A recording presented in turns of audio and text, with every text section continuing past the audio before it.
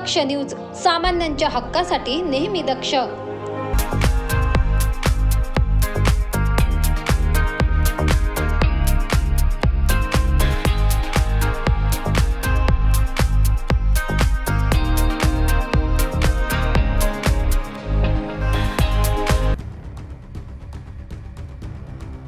नाशिक शिक्षक मतदारसंघामध्ये मोठी तेढ निर्माण झाल्याचं पाहायला मिळतंय। नाशिक शिक्षक मतदारसंघाची निवडणूक महायुती विरुद्ध महायुती होते की काय असा प्रश्न सर्वांनाच पडलाय। नाशिक शिक्षक मतदारसंघाच्या निवडणुकीमध्ये शिंदे गटाचा उमेदवार आहे, त्याचबरोबर अजित पवार गटाचा उमेदवार देखील निवडणुकीच्या मैदानात आहे, ज्यामुळे नाशिक शिक्षक मतदारसंघात महायुतीत मोठा तिढा पाहायला मिळत आहे।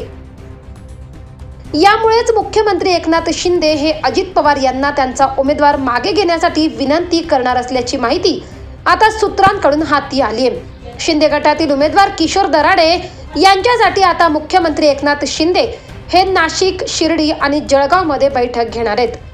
दरम्यान नाशिक शिक्षक मतदारसंघासाठी शिवसेना शिंदे गटाकडून किशोर दराडे हे निवडणूक लढवणार आहेत, तर अजित पवार गटाकडून ॲडव्होकेट महेंद्र भावसार हे निवडणुकीच्या रिंगणात उतरणार आहेत, तर ठाकरे गटाकडून संदीप गुळवे हे नाशिक शिक्षक मतदारसंघाची निवडणूक लढवणार आहेत।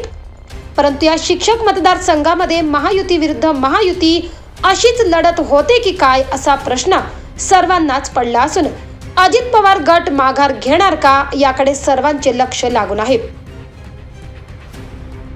मानसी देशमुख, दक्ष न्यूज, नाशिक।